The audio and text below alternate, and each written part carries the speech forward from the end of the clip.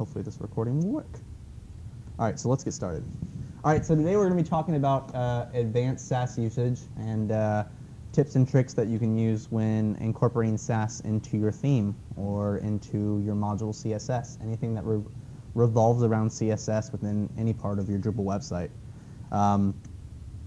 So we'll get started with a mission plan. So what we're going to be talking about tonight. So we're going to be covering quite a few different areas of Sass, so it's good to get an idea. So first off, we're going to be talking about Sass as it stands today, so the current status of Sass within the last year. Second, we're going to be going into recent architectures for Sass projects. And then we'll be going into plugins and other must-haves for Sass projects. And then looking into Sass Mixins and the power of Mixins that you can use on your own projects. And then, of course, we'll do a very, very quick dive into the future of Sass. And then we'll be taking a look at Drupal support as it stands today for Sass. So we got quite a few things to go through. Okay, so yeah, before we begin, this is something that I just love that Sass really brings up very often. So Sass loves being referred to without everything in caps, and I know it's very, very tempting to do so, but the creators of Sass are so, I wouldn't say frustrated, but annoyed by it that they built their own website to let people know that Sass should be spelled with a capital S and everything else lowercase. I love it. So yeah, when you're typing Sass, that's usually the nomenclature to use. I don't know why they're so upbeat about that, but there you go. And if you want to play with Sass, let's say you see something here that you want to try out or demo or see how it works, there is a web site called Sassmeister that allows you to test all the Sass that you do, enable mixins, libraries, and really just go to town and see how Sass works without ever having to start a project up. So I encourage you all with laptops especially. I don't think you can do this very well on a mobile device, but to go to sassmeister.com and take a look at it. Last but not least, I'm going to advertise Tech 404. It's a local web Slack group. It basically is a giant chat room for web developers across Atlanta. If you want to help network with people outside of Drupal or within Drupal or around the metro Atlanta area to find out more, it's a great opportunity to do so. As an example, Tech 404 was a great place for advertising Camp Sass, which was a one-day Sass event that was last Saturday downtown, and that was the one place I saw it advertised in quite a few places on there. All right, so again, now that we've gotten all the boring introductions out of the way, now I'm going to introduce myself, which is the fun part. So my name is Eric Sembrat. By day, I am the web manager for the College of Engineering here at Georgia Tech, our largest college. By night, I am in grad school over at Georgia State in Learning Technologies. And right around midnight, I help the Atlanta Drupal Users Group, serving as the president for this year. So I keep very busy. If you want to talk to me, the best way of going about it is on Twitter. I'm very responsive, and my phone will beep anytime you guys send one. So you can tweet me at just at @esembrat. And if you want to learn more about things that I do, projects that I do, I have a website, ericsembrat.com, that's built in WordPress. Don't hate me. But it's there, and you can take a look at it. So we're going to start talking about Sass in 2015 and where Sass currently is. As sort of a little historical on Sass here in ADUG, I presented on basic Sass in, gosh, probably 2013, 12? Last year? Oh, God. Oh, God. Okay, I was way off then. So last year. Definitely not as far back as I thought. So this is going into what has happened in Sass since I last presented and what has happened basically in the last calendar year. So I'm doing a galactic report card for Sass this year. Very cute. And no pressure to Sass. So I've got this wonderful report card here, and we're going to be looking at three things. Sass 3.3, which was released in March. Sass 3.4, which was released in August. Yeah, August. And then LibSass, which is an initiative that Sass is going through right now. So we're going to start with 3.3. So 3.3 came out with 4 major changes to Sass. The 2 that were the biggest were, of course, Sass maps and source maps. We'll go into suffix class support later. But Sass maps are one of the most fun things for usage. Sass maps allow you to essentially build out one-dimensional arrays of keys and values for specific Sass attributes and be able to reference those using one variable name referencing a key to be able to grab all those different ones. So of course the example that more than likely everyone uses when documenting what maps are used for is colors. So I took Georgia Tech's official colors, which I know gold EEB221 by heart, scarily, and built that into a map. So the GT color map variable has 3 different keys associated with it, one for gold, one for navy, and one for our old gold. And then, of course, what I can do here is basically iterate through each of the background colors. So I've tried to reference the color representation. So the ref variable name is your key, and the BG color is the value associated with that key. And what I can do is, through any kind of loop, such as an each loop, I can go through each of those values and basically auto-generate some class names, declarations in Sass, and automatically set those values using that map as sort of like a template for how to go through that. And of course, the output of it is how it shows up on the bottom. So it would do that for all 3 of those. I got lazy, so that's the first one that pops up. But that's the joys of maps. It's a very simple thing, but it can save you a lot of headache rather than having to remember a bunch of variables. Just remember one source variable and then remember which keys are associated with it. And of course, the other thing that's popular is source maps. So source maps are the ability to edit your Sass in your browser. As far as I'm aware, the only 2 that support it currently are Chrome and Firefox.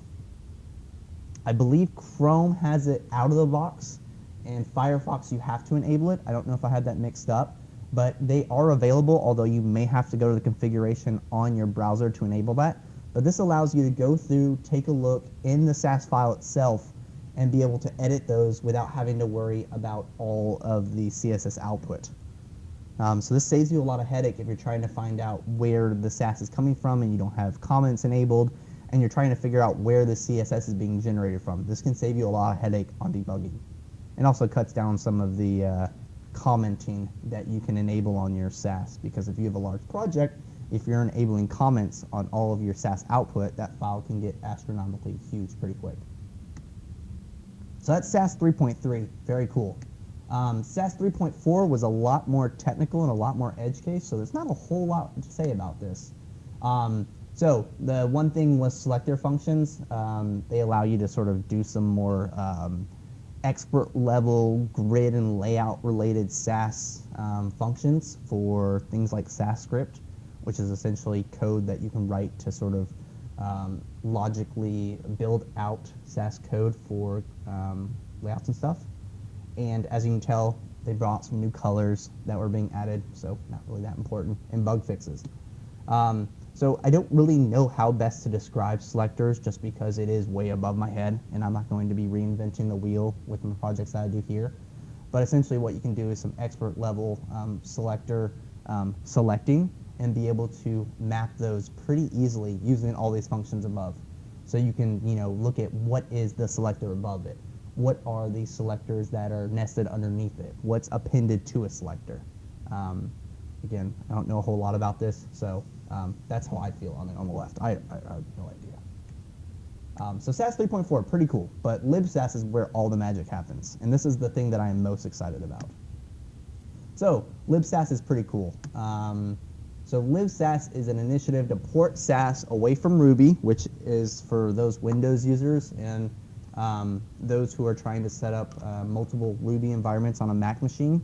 Can be a little difficult. And this allows Sass to be ported to a more flexible platform.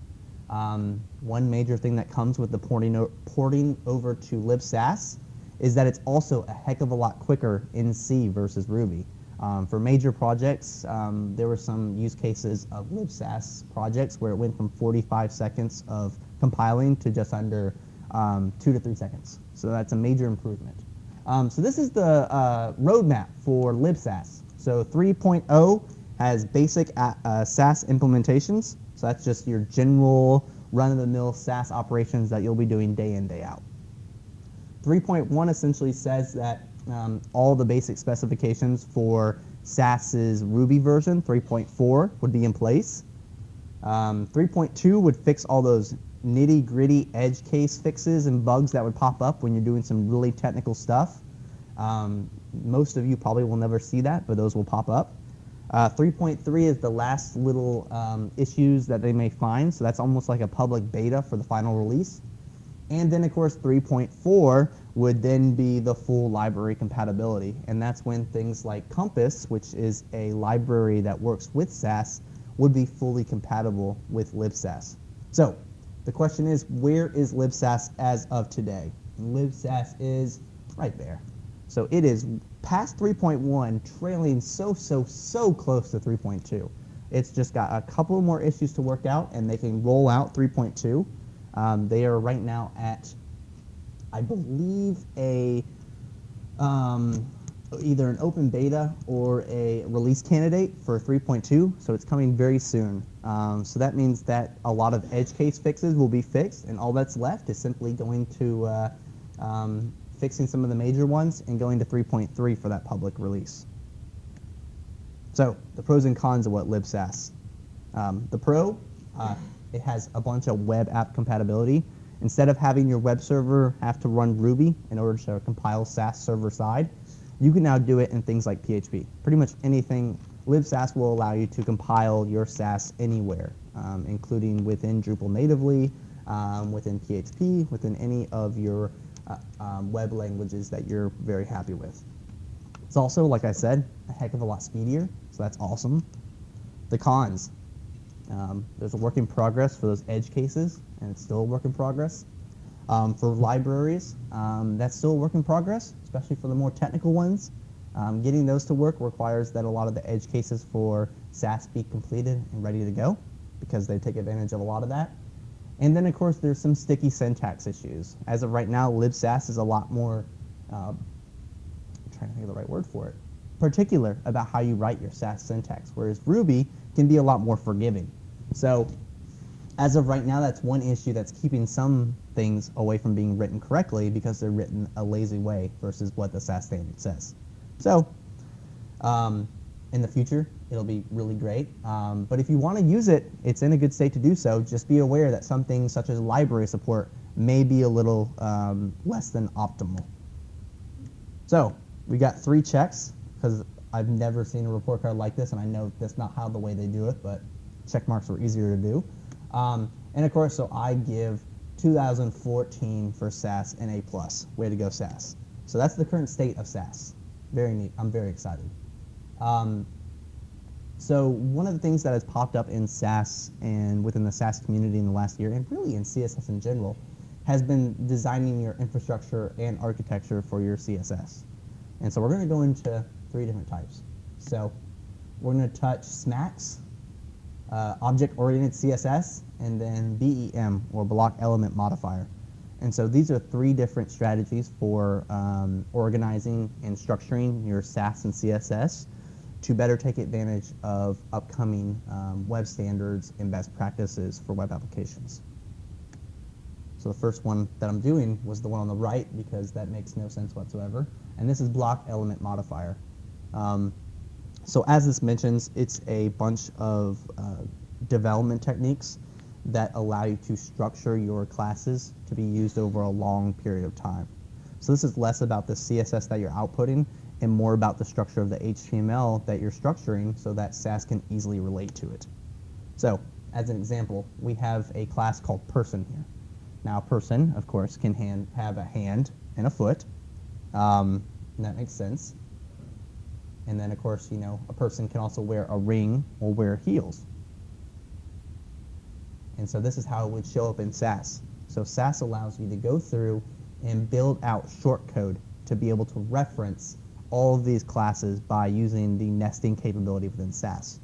So as an example, for the hand ring, which we can see that it's person __ hand -- ring, we can see that we don't actually have to do a whole lot of that right there. So we can just use the and symbol within Sass to reference that without having to reinvent the wheel when we're writing our Sass.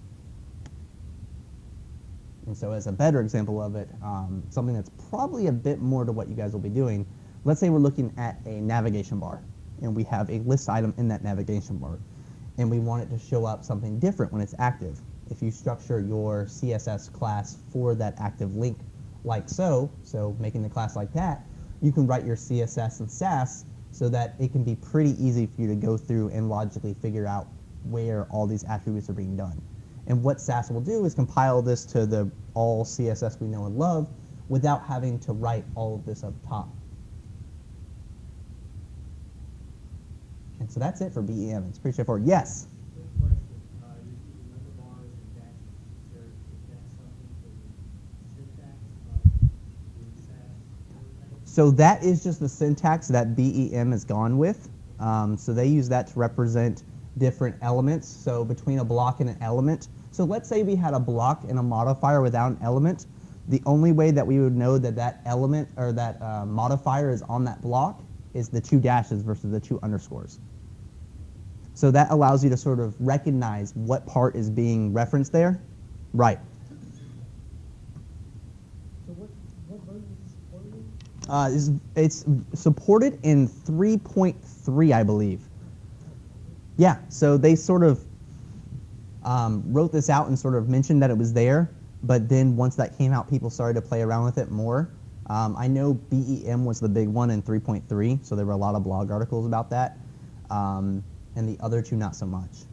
But I know I had sort of read into it, and I was like, I don't understand any of this. And then I came back to it 6 months later, and it made a lot more sense.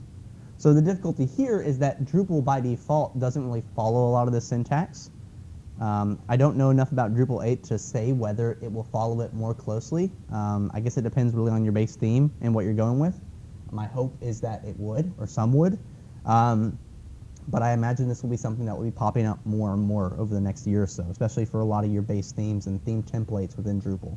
And, scarily enough, probably in WordPress as well.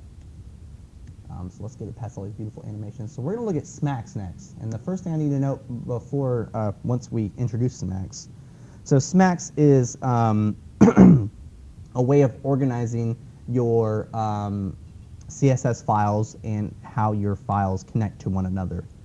So it's got this beautiful lumberjack who looks very, very happy to be chopping wood. And they describe it as a way of examining your design and fitting it into rigid frameworks, into a flexible thought process, very deep. So one thing I should note is that Smacks is unique in that their website will not give you a whole lot of information about how Smacks works. In order to know a lot about Smacks, you have to buy the Smacks book. So of course I'm not going to buy a Smacks book, so I will give you the very high level information on it, and if you want more information on it, you are more than welcome to pay Jonathan Snook for the book and learn more about Smacks. So Smacks essentially is separated into 5 different categorizations of CSS rules.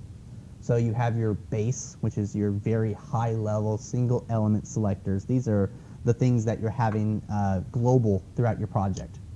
And then you have a layout, which is a section of your website, such as a footer, a sidebar, all that good stuff. Oh, sorry, layout will be like a footer, a main, a header, all that good stuff.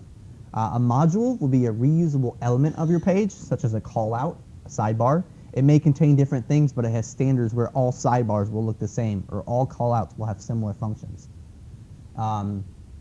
A state will be a different status for a module. So as an example of a sidebar or a callout, your callouts for a warning callout and a error callout are going to look a little bit different, but still share a lot of same commonalities between the two. And then, of course, the theme. So we're separating the theme from all of these, and that's for a lot of the really fancy look and feel outside of the scope of the other 4. So how this fits in for Smacks is Mixins and organizations galore. For Smacks and Sass integration, they suggest reusing Mixins as often as you can to take advantage of the Smacks architecture. I don't know if I have an example. I do have an example of this. Okay, so at the top is your outputted CSS, output.css. Below output.css is output.scss, which is your Sass file. That's your main Sass file. That Sass file then references the 5 partial files underneath it. So those are the ones with the underscores before the file name.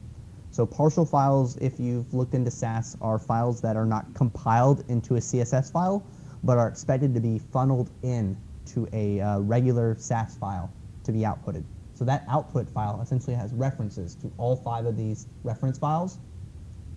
And then these reference files then go into directories that are associated with their name, such as base, layout, module, state, and theme, and pull in all the partial files within that directory and just funnel all that in. So what it's giving is almost like a structure for where you should put your Sass partial files. So let's say we had a look for how the body should look, so what background color the body element should be. That would go in your base folder. So you would create a partial file in your base directory called underscore body, and you would write all your body stuff in there. If we're looking at how to do sidebars, let's say we want to style a sidebar. In the modules folder, we would create a partial file in there called underscore sidebar, and we would start writing all of our sidebar stuff in there. And then for the states on that sidebar, we would then go into the states folder and then reference all the sidebar modules that we're already doing and talk about the states there. So what happens when a module sidebar is active, or what happens when the sidebar is 50% width? What happens if it's of a different content type? And then, of course, all your theme stuff goes in the themes folder. So that's a very high-level look at the kind of organization you can do with Smacks. That's about as far as I got in terms of Smacks organization, but it's a very high-level organizational structure, and they go into a little bit more information within their book on how to actually structure each of your partial files, but they don't list that outside of the book. So without pirating the book, I wasn't going to purchase it, so I will leave that as an exercise to the reader.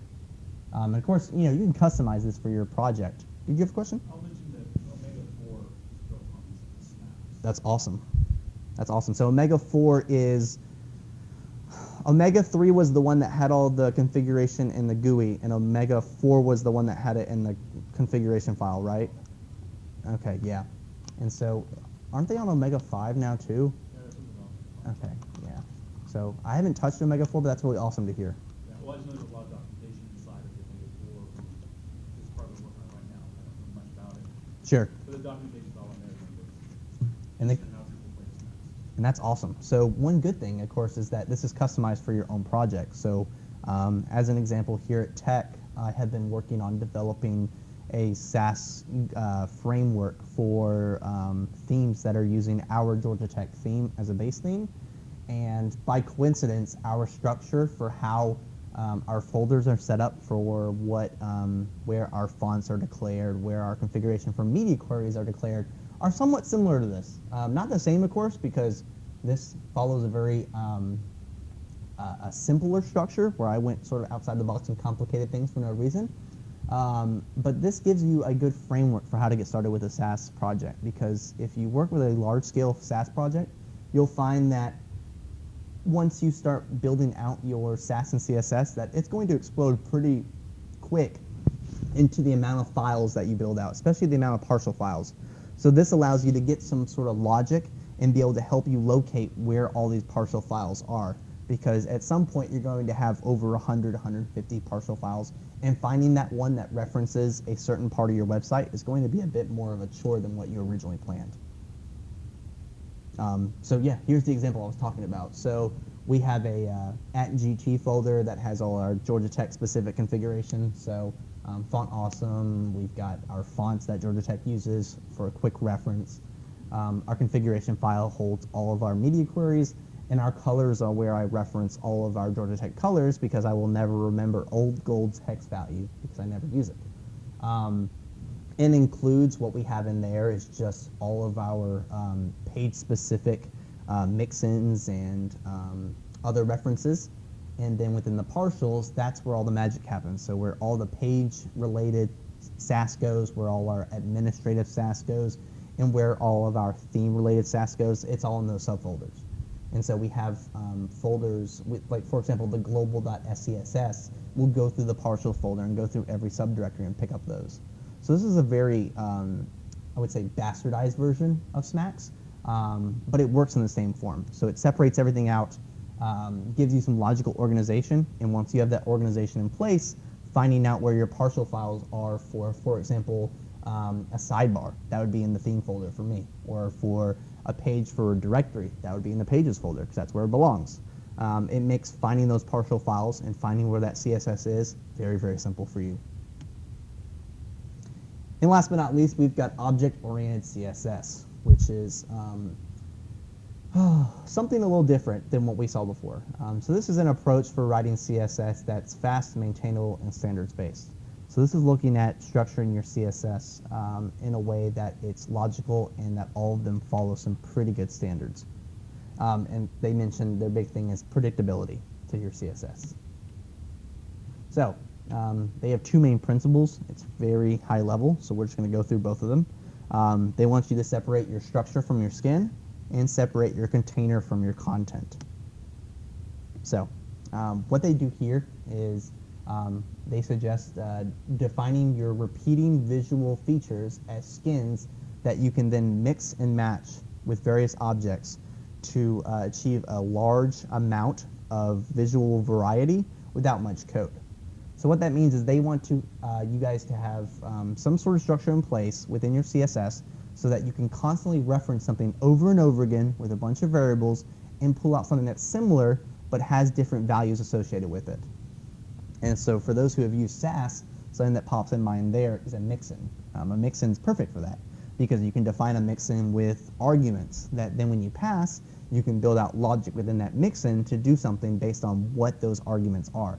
So let's say if a mixin comes in and it has a color of a background, you can then use Sass to look at that background color, see if it's a light color or a dark color, and change your mixin output based on those arguments that are there.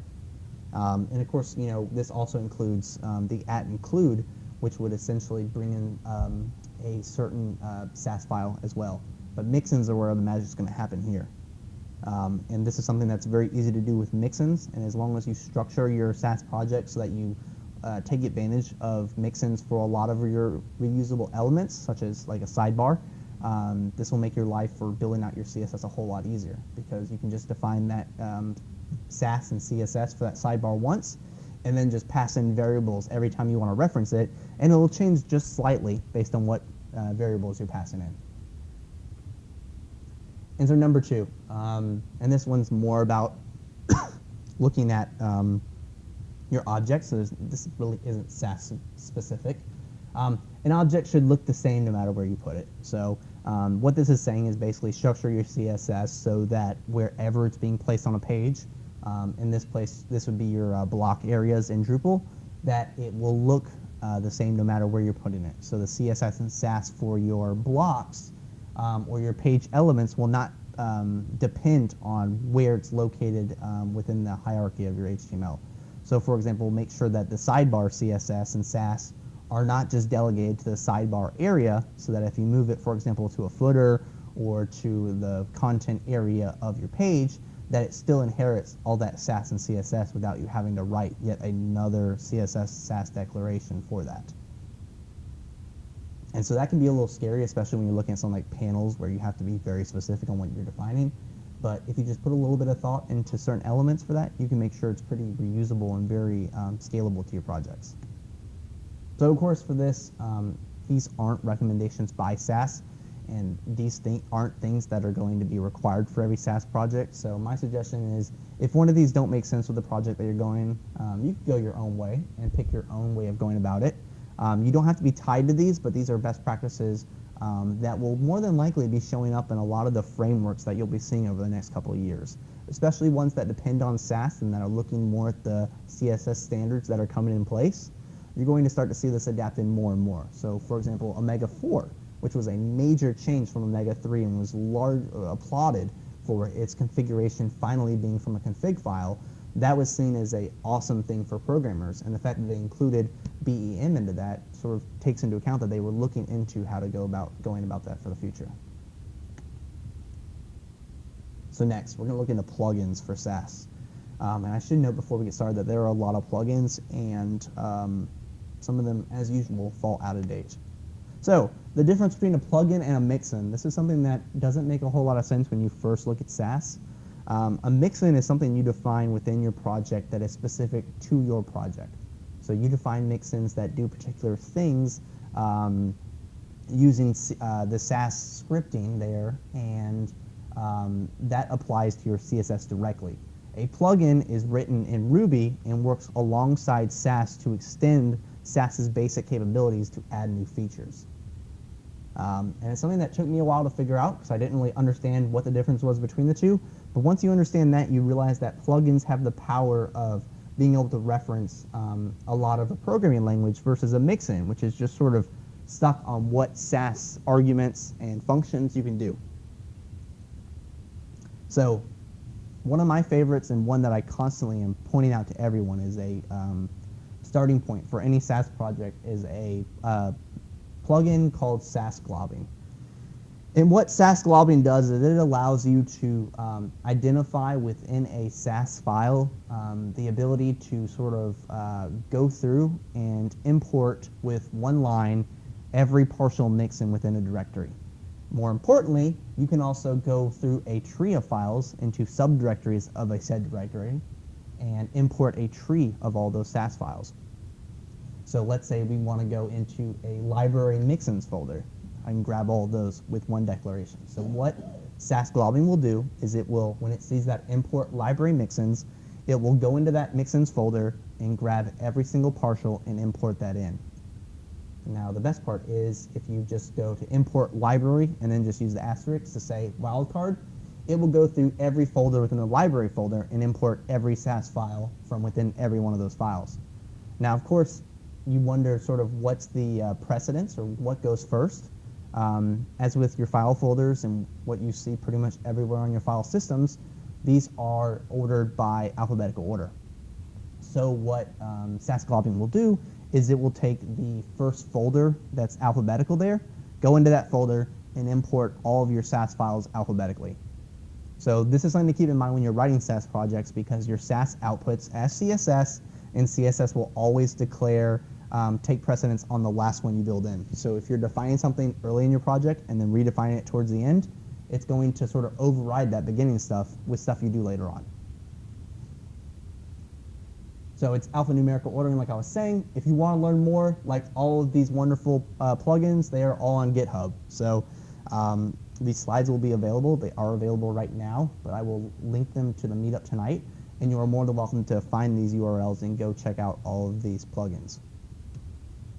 So BrightPoint is the other must-have plugin for Sass, and BrightPoint does one simple thing, and it does it very well, and it does media queries.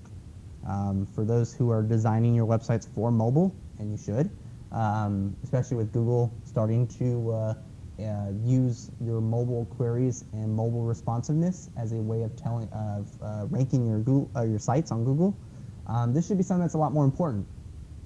But what this is doing is it's simplifying the process of building your media queries by allowing you to build in variables that take in your media query arguments, and then including your media queries in line with the variables and Sass that you're already writing.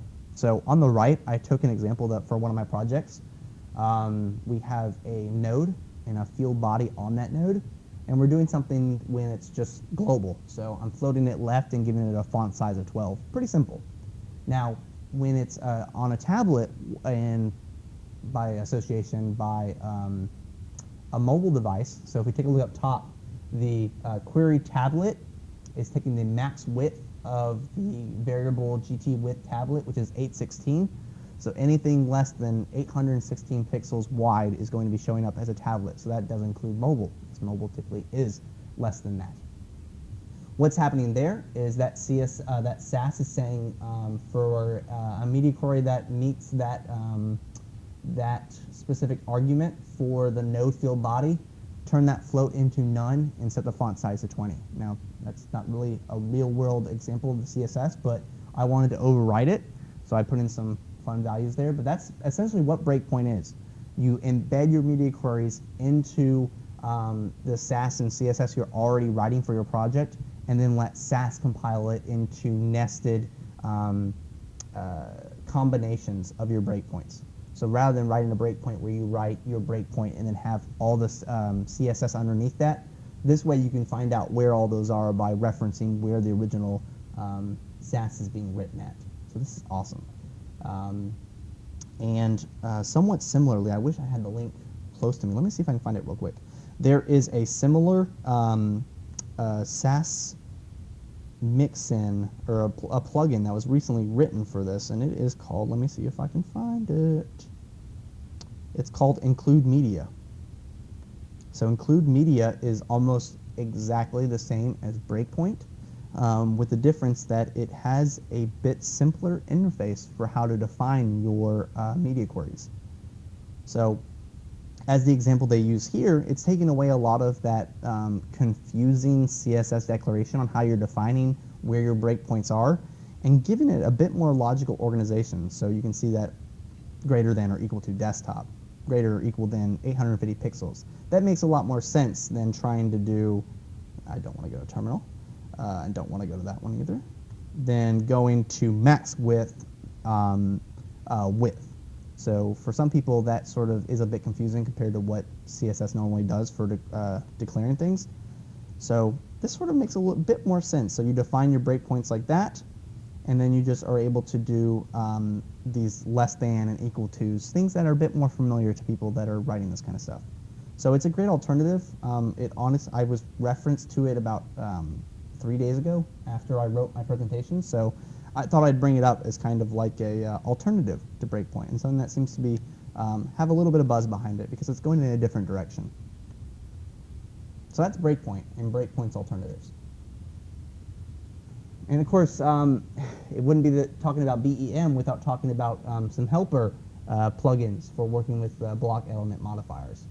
So this plugin for Sass simply simplifies even further the ability for you to go through and write your block element modifier Sass. And I don't know, I definitely didn't do it. Hold on. So I don't know if they have an example here, but what they do here is, I was hoping, yes, so what they do here is they basically give you the ability to say include element and include the block name, or include a modifier there, and have Sass actually use this to compile all of that without having to remember the ampersand and underscores and dashes. So this module will just take all these includes that are tossing element and modifier, and then basically go through and output that as the underscores and the dashes that you saw that were a little perplexing at first glance. And heaven forbid you make a mistake on one of those, this sort of simplifies it a little bit better. So I haven't played with this, but I did see this and I thought, heck, that would make it a lot easier for working with this. So it's out there and it seems to be used pretty heavily. So it's got a bunch of stars and has some actual changes and is updated pretty recently, which is very nice to see, as usual. Presentation, where did you go? There you are. So you can find that on GitHub as well. That will make things a lot easier for your block element modifiers and sort of simplify it if you're a little worried about missing some of the syntax for BEM. So for those who love grids and love incorporating your grids into a Sass project, almost every grid framework that's available has a Sass plugin that will go through and sort of give you some helper starting points for said grids and foundational layouts. So Bootstrap, Neat, Singularity, all of those.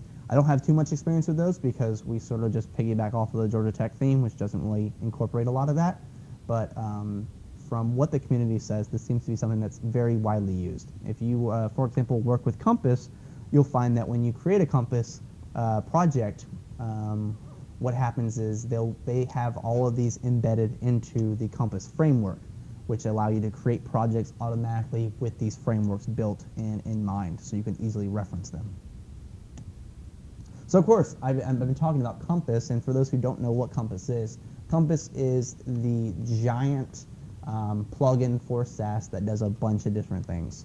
So one of the things that's widely used by Compass, or by Compass users, is CSS3. So doing those vendor prefixes for background gradients, box shadows, text shadows, all that good stuff. Sprite, helpers. and typography stuff. Now, also what it does is it sort of provides helpers for creating projects using frameworks like I was mentioning before. One of the things about Compass, some people prefer not to use it because it is a little overtly complicated and almost a little bloated compared to what some projects prefer. There's a little bit of overhead on compiling, and with Compass, because it is so vastly built, lib/sass support on it is somewhat flaky. For some stuff, it will just fail to compile. So that's one downside to Compass. And Compass has its own website, so you're more than welcome to go to compassstyle.org and look at what Compass has. It has a lot, and there's a lot to look at there. Compass is a great thing for getting started with Sass. It helps simplify some of the aspects of Sass that can be a little overwhelming to a starting user. But once you get into that, you realize there are benefits and drawbacks to using Compass. And so what would you use instead of Compass? Someone has developed an alternative to Compass that is called Bourbon. And Bourbon's a very, very simple, more lightweight plugin for Sass that does two things and does them very well. It does all the CSS3 vendor prefixes that we all know and love and hate, and will handle those just like Compass does. So give you an easy one-stop shop to be able to define those prefixes with variables and then have them output to all of your different vendors for WebKit and all the other alternatives. And it also, like Compass, has a few golden utilities that allow you to sort of help provide some shortcuts from what Sass primarily does. So if you want to learn more about Bourbon, bourbon.io is the website for that. I could go on for probably an hour and a half going through all of the major ones that are being used here, but that would take a lot of time. So there is a Sass plugin repository, a website where you can go through and look at every Sass plugin that has been submitted to this website, which most people will submit their Sass plugins to here because it gives them a way to advertise and for people to review them and for people to highlight which ones are really helpful to them. And it's called Sash, so it's like cash with a S at the beginning. And so what this does is it goes through it, describes it, tags it, and then allows people to review it. So you can go through, look at Sass plugins given a particular category, and look at ones that are widely used and look at the reviews of them and see what people are using them for and see what issues they're running into. So for example, Sass globbing, I love Sass globbing, but the developer for that has sort of fallen off the face of the earth. So what has happened in the last 6 months or so is there is a bug with the most recent version of Sass that for a particular Sass project structure, it will refuse to compile. And so there have been negative reviews on this, mentioning that the plugin's out of date with what Sass 3.4 has brought in. So the website for Sass is just sache.in. You're more than welcome to look at it now. It seems pretty well updated and has a little fun community behind it, and it makes me really happy to see because Sass plugins can be found just about anywhere from Ruby gems to GitHub, and finding a one-stop shop for all these to locate where they are and how to download them saves me a lot of headache and saves me a lot of time. So next is looking at Mixins, and I'm going to go through Mixins as one big example to sort of highlight what you can do with Mixins. Now this is not an all-encompassing one-stop shop for what all Mixins can do. This is more providing an example to what sort of logic and tools and intelligence you can provide to your Mixins to help make your life a whole lot easier. So for example, looking at object-oriented CSS and building in that logical structure that allows your Mixins to do different things based on arguments. So a Mixin at its heart is just defined like this. So you at a Mixin, provided a title, and then provide the Sass in the tag within the brackets to what you want to reference. So color of a gray color, that's my Mixin, color text, very straightforward. And to use a Mixin, you just do the @include and then just mention the name of the Mixin. And that includes it where you want in your Sass project. Very straightforward. And so what I can do here is, as an example, I can take a Mixin and reference another Mixin from within it. So you can sort of nest your Mixins together, where if you want to provide some hierarchy for how Mixins are passing arguments and building out your structure of your reusable elements, you can do that as well. So for this example, We have the color text that is automatically just including a mixin called color text brown, which is an awful example, but it sounded good at the time. So what I've done here is cleaned up, expanded the original color text mixin that I was talking about a second ago. And what this color is doing is this color text is taking an argument in purple, that's color, and what it's doing is it's passing that argument to an element within that Sass mixin. So it's saying set the color within this mixin to the argument of color, the variable. And of course what I can do now is pass in a default value to that argument. So for that color, I set the default value to be AAA, a wonderful light gray, beautiful color. So when someone passes in color text without an argument, it's going to automatically pass that light gray as the color that's being passed into that mixin. Now if someone provides a color different than AAA, it's going to override that color with whatever is chosen there. And so it'll pass whatever color is thrown into there and reuse that instead of the AAA that I'm putting as the default value. Now what I can do here is provide some logic within Sass. So I can take it a step further and say, based on that argument that has a default value, I can add some logic in that does certain things based on what variable and argument is being passed into this mixin. So as a good example, what I've done here is taken the color, and I've been wondering what the color, so the color doesn't really matter to the mixin output. I want the color of the text to still be the same color they pushed. But what I'm concerned about here is what the text shadow should be on that text. Because as you know, if you have the color of white and you include a white shadow on that text is going to be very, very fugly.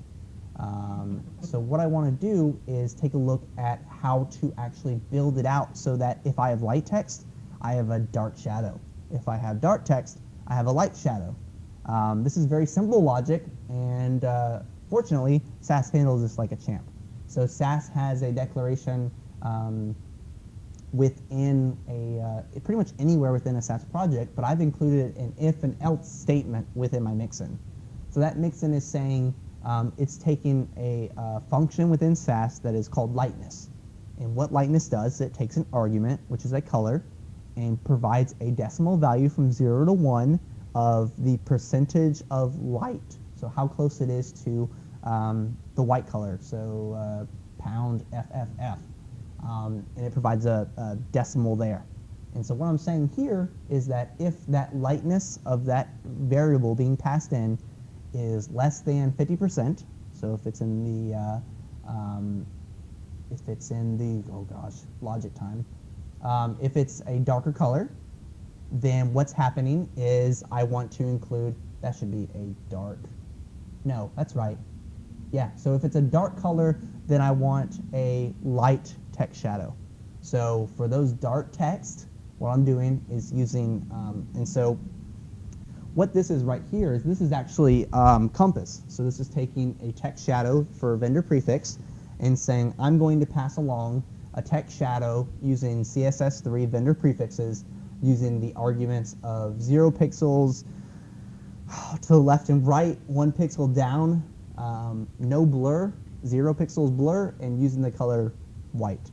And so with everything else outside of that if statement, I can assume that if it's not less than 50%, then it must be greater than 50%. And of course, or equal to 50% for that matter. In all those other cases, now it's using a dark color as the shadow. So it's taking the exact same thing and passing in black for the text shadow color. I forgot I was putting stuff there. Okay, so I can extend this even further. And what I can do here is set up a second variable, a second argument, called text shadow.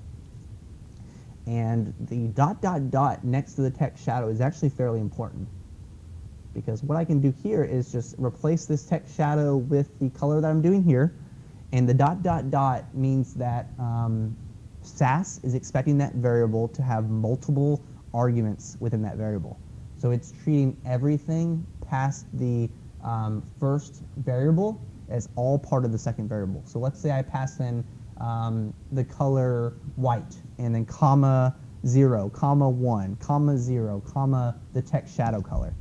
What I'm doing there is passing 5 arguments, and it's taking the first one, setting it to the color, and taking all 4 of the rest of the arguments, bundling them into a map, and then using that map, or using that array, and tossing that array into the text shadow argument.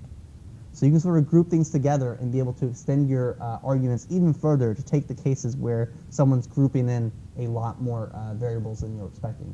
Now, of course, this is a bad example because in this case, the if and else are completely useless because they're taking the same text shadow. So suddenly those become kind of useless, but it's a good example for showing how you might be able to use arguments and arguments that have an undefined length. I think the documentation for it says 3 dots. So I don't know if Ruby will be more forgiving on that if you put 4 instead of 2. It would actually have to be a case of a string then. Right. If you put it in the middle, then you know where It's going to grab everything after that. Exactly. So you have to be very careful on how you structure it. And so what this does is just do a variable length argument as a data list. So it's just grabbing everything past that and tossing it into a nice one-dimensional array and then giving you that. So it's helpful, but it's also very dangerous because you have to be very careful on how you pass it, because if you're doing something a bit more dangerous, you can screw yourself up pretty easily on this. And of course, this goes to say that you can also use your data list as an argument if you define your data list with a specific length in mind. But I don't think I did an example of that. So, well, maybe I did. Let me take a look. No, so this is just an example of what was done before. So the top part is basically a visual representation of what I was telling you. So I'm passing in, oh, I see. So, sorry, I haven't written this in a while. Where's that second one? There you go. Data list can be used for arguments. So what you can do is package up all your arguments as a data list and pass that one variable in that is built into a one-dimensional array that has all your different elements there. So as an example, up top we have a one-dimensional array called vars, which is our list of variables, and it's basically building out a listing of our variables by picking the key first, so color and text shadow, and then the values associated with said key after the colon. So in this case, text shadow has a nice long representation of it, and then color has just 1. Because text shadow is indefinite length, I've included 2. It will pass, I believe, the second one and the second one only, but don't quote me on that. And so what I can do is include the color text, the same mixin we've already done, and instead of passing all the variables piece by piece, I can just pass in that variable, vars variable, and be able to pass in all those arguments a lot easier. So if you're reusing arguments over and over and you have a preset argument list, it may make sense to put that argument selection list into a variable and use that. And of course, like I was saying, Mixin recursion was something they, I believe, added in 3.3. So before, this would throw an error. Yes, I'm trying to think. Did they add the error or did they remove it? Either way, they allow you to do Mixin recursions now, but you need to be very careful because Sass also, with 3.3, added the ability to tell when a Mixin is in an infinite loop. So if you have that infinite loop there, your Mixin will let you know that that is not okay and will stop you immediately from doing it. So this is an awful example because this is an infinite loop and this will continue until the end of time.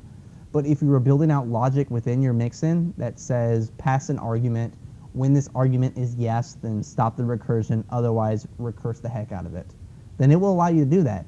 But Sass will also take the logical step when compiling and check if it ever has an end case for when it stops. Because if it does not, it will not let you compile that. So next is where Sass is going in the future. And this is almost my shortest section because I feel like this when I'm describing the future of Sass. I feel like a piece of pizza flying in outer space. So I honestly have no idea. So what's been given from 4.0, I have found only through the Git repository for Sass in the issue queue for 4.0. So what's happening here, one of the most requested features for 4.0, the next major version of Sass, is to reject invalid function names. So as of right now, if you were to build out a mixin and type it incorrectly, that will pass Sass logic and will allow you to compile that. It will not compile anything for that include, and it will just keep it blank. And it's very annoying when you're typing something because what it's doing is essentially doing no logic to see if that's an actual function within your project. So that can be pretty annoying and something that can bite you in the rear pretty quickly. Another issue that's popped up is, as of right now, Sass does allow you to make value comparisons for logic between units that have, so values that have units and values that do not have units. So for example, if you were to do one emphasis and one pixel, as of right now, I believe Sass will rank that as true, and that is scary if you're changing out your units that you're using. Another one would be, another recommendation has been to automatically allow an index.sass file within a folder to be automatically imported when someone touches that folder. So this is sort of like how on an HTML document, when you open up a directory, that index.html or index.php is the first thing that's being looked at there. 4.0 is looking at doing the same thing with an index.scss. And then, of course, the one last thing is one-time import library files. So if you're using a lot of libraries and a lot of mixins, you'll find that you can import them multiple times, which will bring in all of that CSS for that mixin multiple times. So a good example of this would be Font Awesome. Font Awesome, which is a icon pack that has Sass integration, essentially gives you a bunch of Sass partial files. And you can import those partial files and the base SCSS file into your project. And when you do that, it brings in all the CSS for Font Awesome. And just to show you how disgusting it can be, almost every project that I have works with it, and oh, I definitely don't want to do that. And what happens when you compile said CSS? Is it here? Let's see.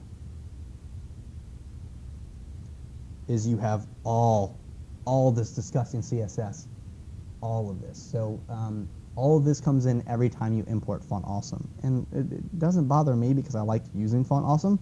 I like having the ability there, but I also now have a CSS that's bloated with a lot of unnecessary Sass that has been converted to CSS that are not being used unless I import it elsewhere in my document.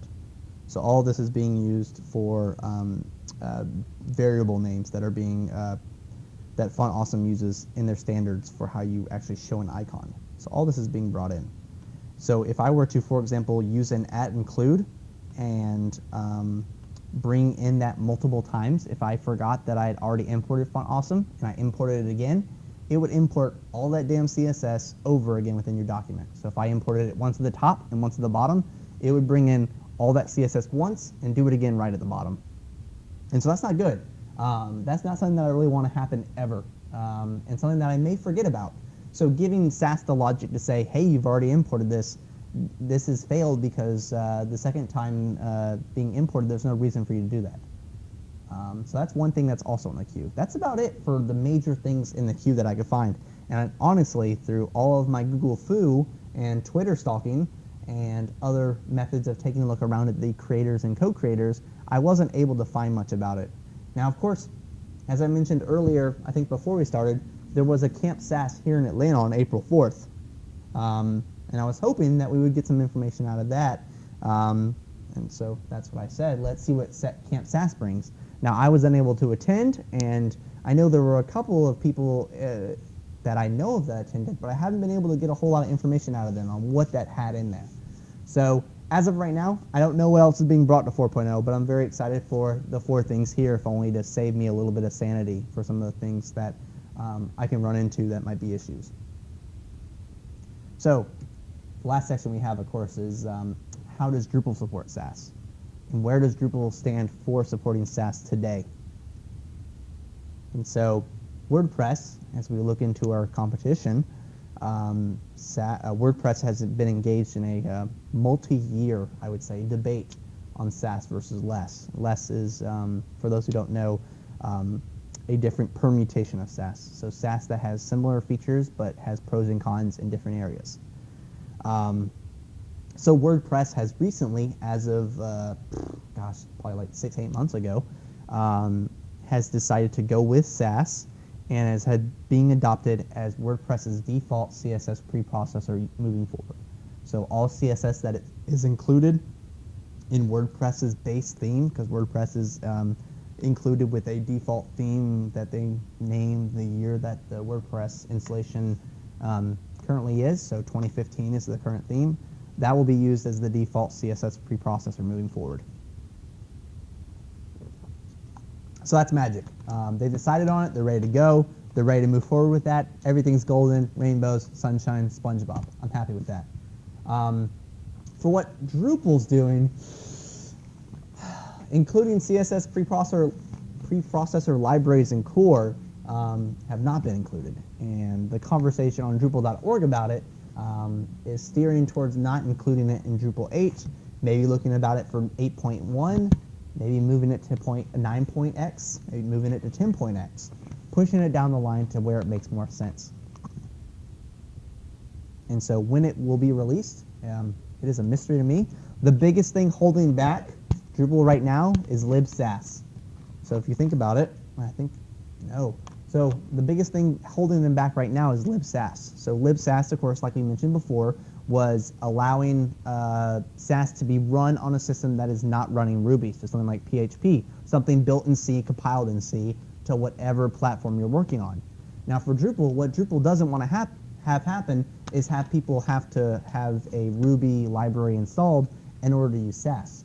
And that's been one major issue that's been there. And of course, the other reason is, what's the benefit of having that library built in? Because as of right now, there are still lots of people not using Sass and using CSS preprocessors.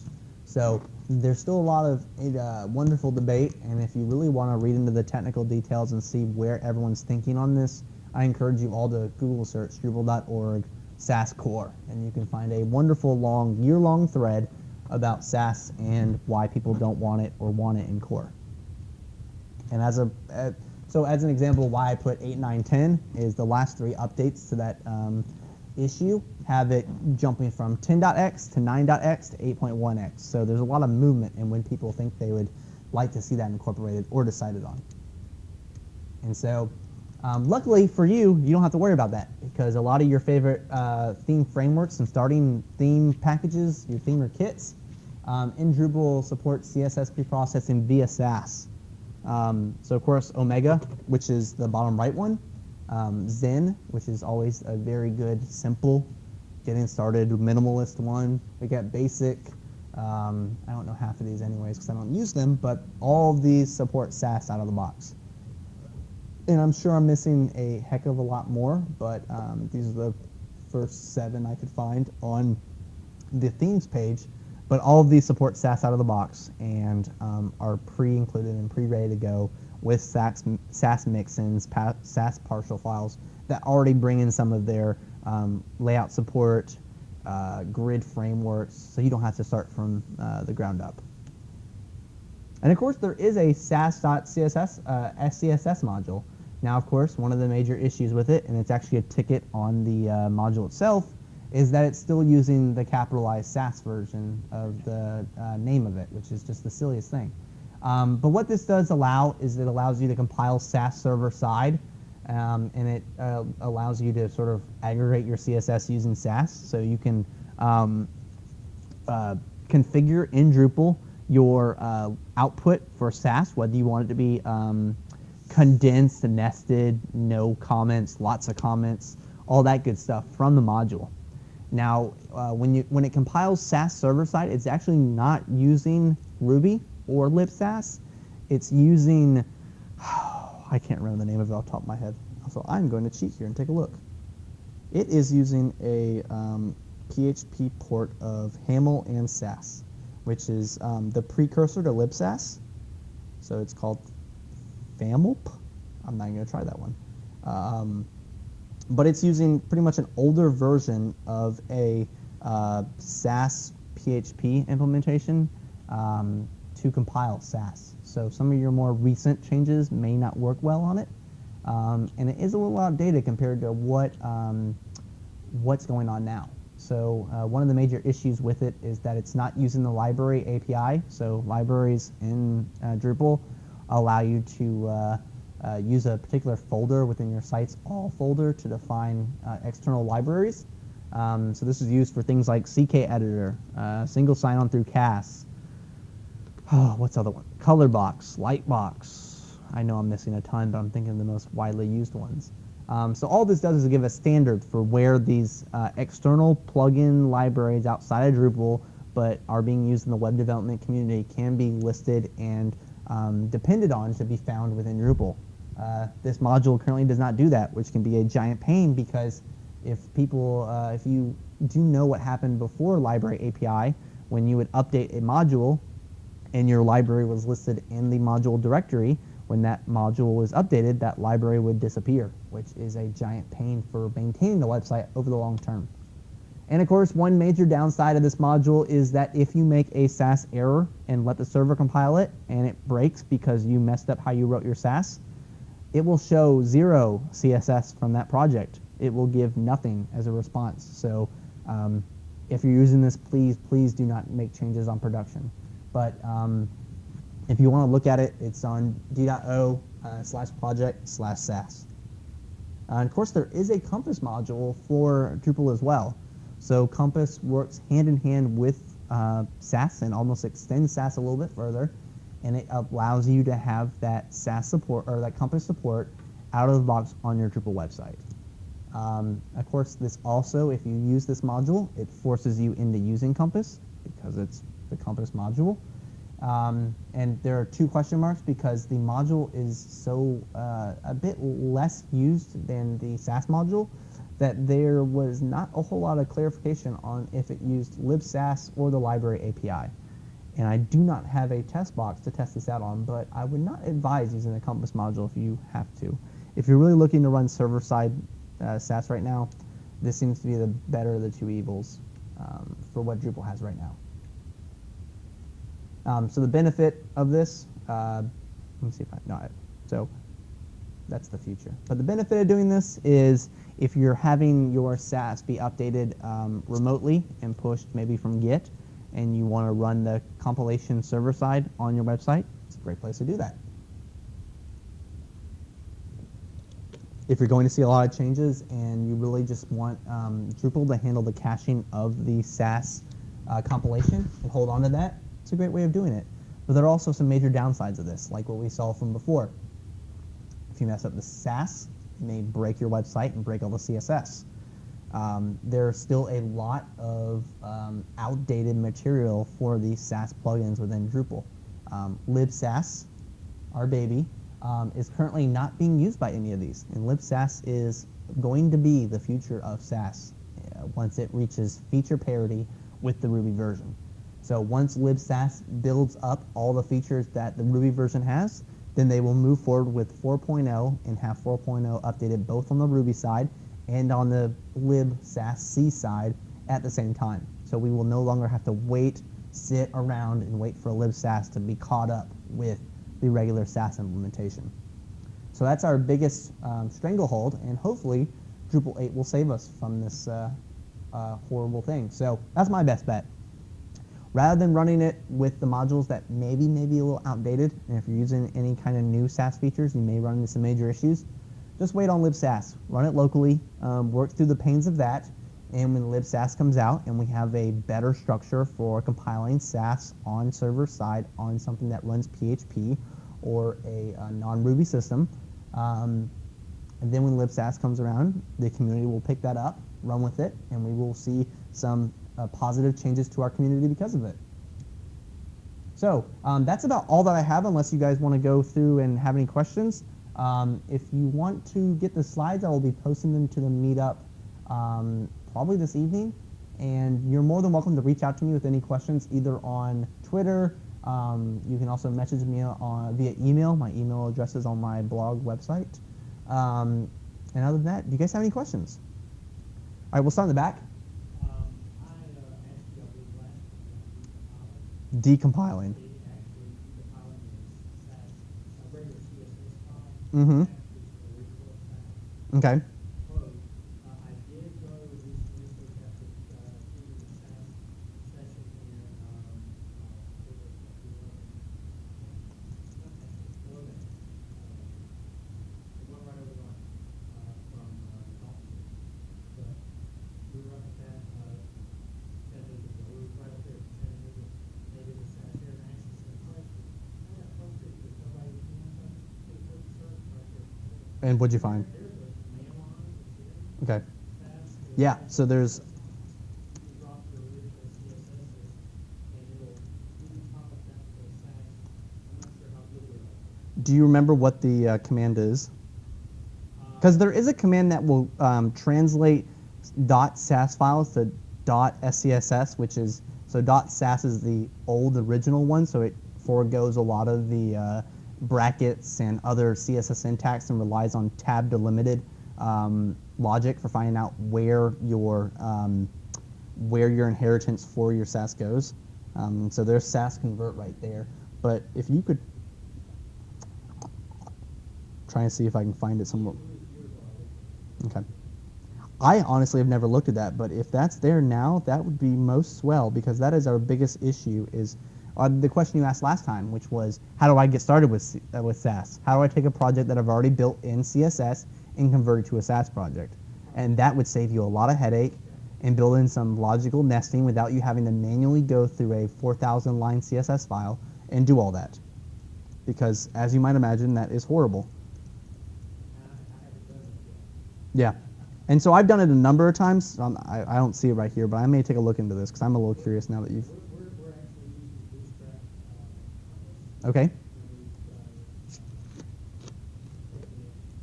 we're modifying it for our size. Cool. That's awesome.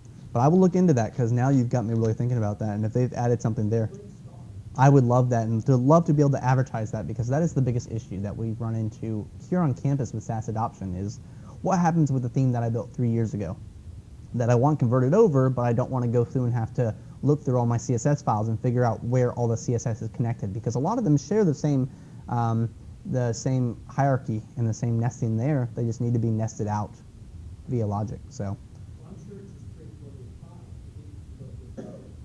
yeah. Yeah, I'll take a look at that. I might be able to find that, and I'll write it on the meetup if I find it. Did you have a question as well? Yeah, I'm just curious, what tool are you using to compile your Sass? So as of right now, I am running from command line through Compass, because Compass is what I started using, and I just feel so safe in Compass's hands. So what I do is I bring up my terminal, go to my, oh boy, my web, my directory for, I'm at the, no pressure, ls, so I structure all my Sass projects like I hate myself. So I go to a project, do Compass watch, and then just let Compass handle it from Ruby that's installed in the system. Okay. So I do that, and I make my changes through a regular text editor just because I am such an old school person. I've tried using, what have I tried using? What was that application that everyone seems to love? It's not Scout. It's one of those text editors that has Sass compilation built into it, and it's not, definitely not Slack. Where did you go? I wonder if I deleted it. It's something it was like a small application that was like $10. I think that may have been it. That sounds like something that would be correct. I used it. I was like, I don't like this. It doesn't feel good. I don't like it. I don't like all the CodeKit. There it is. So I used CodeKit for a while. Tried to get into that. I can't get into it. So I'm pretty old school on it. Now, yes. I just had a follow-up question. Then, when you're working with a team, how do you maintain your configuration and make sure that when things compile and they don't get all over? That's a fun question. So, Don't quote me on this. So because I work here at Georgia Tech and we are stuck in somewhat of a silo mentality for a lot of campus, we don't work with a lot of teams here on campus. For example, a lot of my projects are a team of one, myself. Usually what we do for any kind of team projects is we do have Git and we will pull and push from there, but there is no standard on that. And because for a lot of our web hosting here on campus, we do not have access to GitHub on those web hosting VMs. We can't use this for pushing and pulling a GitHub repository with Sass on there. So this isn't something I have a whole lot of expertise in. This would be something where I would love to have, if you have some thoughts on that. We don't really have much of an infrastructure to do that. I mean, so the only people who do are Institute Communications, but I don't think you guys are really touching Sass that much. Well, and actually, quite a bit later, but really, I guess it's recommended give ignore the cloud to that. So we don't really, we have to remember in our case to push that up to the server anyway. And we're not really so typically what we do is decide steps to take. I just always revert cloud file back to pull on the changes that get put in, and then publish the file to the server. So you can compile it and file it. So it might be like long the site goes crazy with the CSS and all that. Then it's going to change that server. But I think that the recommended that doing it compiling server side is more